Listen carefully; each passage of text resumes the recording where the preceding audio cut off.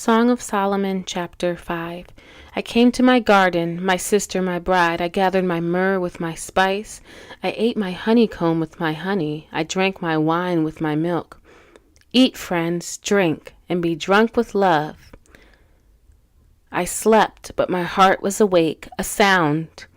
My beloved is knocking. Open to me, my sister, my love, my dove, my perfect one, for my head is wet with dew, my locks with the drops of the night. I put off my garment. How could I put it on? I had bathed my feet. How could I soil them? My beloved put his hand to the latch, and my heart was thrilled within me. I arose to open to my beloved, and my hands dripped with myrrh, my fingers with liquid myrrh. On the handles of the bolt, I opened to my beloved, but my beloved had turned and gone. My soul failed me when he spoke. I sought him, but found him not. I called him, but he gave no answer. The watchmen found me as they went about in the city. They beat me, they bruised me, they took away my veil, those watchmen of the walls. I adjure you, O daughters of Jerusalem, if you find my beloved, that you will tell him, I am sick with love. What is your beloved more than another beloved, O most beautiful among women? What is your beloved more than another beloved, that you thus adjure us? My beloved is radiant and ruddy, distinguished among 10,000. His head is the finest gold, his locks are wavy, black as a raven. His eyes are like doves beside streams of water, bathed in milk, sitting beside a full pool. His cheeks are like beds of spices, mounds of sweet-smelling herbs. His lips are lilies, dripping liquid myrrh. His arms are rods of gold, set with jewels. His body is polished ivory, bedecked with sapphires. His legs are alabaster columns, set on bases of gold. His appearance is like Lebanon, choice as the cedars. His mouth is most sweet, and he is altogether desirable. This is my beloved, and this is my friend, O daughters of Jerusalem. Where has your beloved gone? Begins Song of Solomon, chapter 6. Where has your beloved gone, O most beautiful among women? Where has your beloved turned, that we may seek him with you? My beloved has gone down to his garden, to the beds of spices, to graze in the gardens and to gather lilies. I am my beloved's, and my beloved is mine. He grazes among the lilies. You are beautiful as Tirzah, my love, lovely as Jerusalem, awesome as an army with banners. Turn away your eyes from me, for they overwhelm me. Your hair is like a flock of goats, leaping down the slopes of Gilead. Your teeth are like a flock of ewes that have come up from the washing. All of them bear twins. Not one among them has lost its young. Your cheeks are like halves of a pomegranate behind your veil. There are 60 queens and 80 concubines and virgins without number. My dove, my perfect one, is the only one of her mother, pure to her who bore her. The young women saw her and called her blessed, the queens and concubines also, and they praised her. Who is this who looks down like the dawn, beautiful as the moon, bright as the sun, awesome as an army with banners? I went down to the nut orchard to look at the blossoms of the valley, to see whether the vines had budded, whether the pomegranates were in bloom. Before I was aware, my desire set me among the chariots of my kinsman, a prince. Return, return, O Shulamite, return, that we may look upon you. Why should you look upon the Shulamite as upon a dance before two armies? Song of Solomon, chapter 7. How beautiful are your feet in sandals, O noble daughter. Your rounded thighs are like jewels, the work of a master hand. Your navel is a rounded bowl that never lacks mixed wine. Your belly is a heap of wheat encircled with lilies. Your two breasts are like two fawns, twins of a gazelle. Your neck is like an ivory tower. Your eyes are pools in Heshbon, by the gate of Bath Rabbim. Your nose is like a tower of Lebanon, which looks toward Damascus. Your head crowns you like Carmel, and your flowing locks are like purple. A king is held captive in the tresses. How beautiful and pleasant you are, O loved one, with all your delights. Your stature is like a palm tree, and your breasts are like its clusters. I say I will climb the palm tree and lay hold of its fruit. Oh, may your breasts be like clusters of the vine, and the scent of your breath like apples, and your mouth like the best wine. It goes down smoothly for my beloved, gliding over lips and teeth. I am my beloved's, and his desire is for me. Come, my beloved, let us go into the fields and lodge in the villages. Let us go out early to the vineyards and see whether the vines have budded, whether the great blossoms have opened, and the pomegranates are in bloom. There I will give you my love. The mandrakes give forth fragrance, and beside our doors are all choice fruits, new as well as old, which I have laid up for you, O my beloved. Song of Solomon, chapter 8. Oh, that you were like a brother to me who nursed at my mother's breasts. If I found you outside, I would kiss you, and none would despise me. I would lead you and bring you into the house of my mother, she who used to teach me. I would give you spiced wine to drink, the juice of my pomegranate. His left hand is under my head, and his right hand embraces me. I adjure you, O daughters of Jerusalem, that you not stir up or awaken love until it pleases. Who is that coming up from the wilderness, leaning on her beloved? Under the apple tree I awakened you. There your mother was in labor with you. There she who bore you was in labor.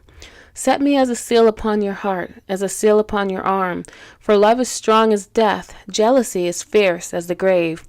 Its flashes are flashes of fire, the very flame of the Lord. Many waters cannot quench love, neither can floods drown it. If a man offered for love all the wealth of his house, he would be utterly despised. We have a little sister, and she has no breasts. What shall we do for our sister on the day when she is spoken for? If she is a wall, we will build on her a battlement of silver. But if she is a door, we will enclose her with boards of cedar. I was a wall, and my breasts were like towers. Then I was in his eyes as one who finds peace. Solomon had a vineyard at Baal Hamon. He let out the vineyard to keepers. Each one was to bring for its fruit 1,000 pieces of silver. My vineyard, my very own, is before me. You, O Solomon, may have the 1,000, and the keepers of the fruit 200. O you who dwell in the gardens, with companions listening for your voice, let me hear it. Make haste, my beloved, and be like a gazelle or a young stag on the mountains of spices. 2 Corinthians chapter 9. Now, it is superfluous for me to write to you about the ministry for the saints, for I know your readiness, of which I boast about you to the people of Macedonia, saying that Achaia has been ready since last year, and your zeal has stirred up most of them. But I am sending the brothers so that our boasting about you may not prove empty in this matter, so that you may be ready, as I said you would be.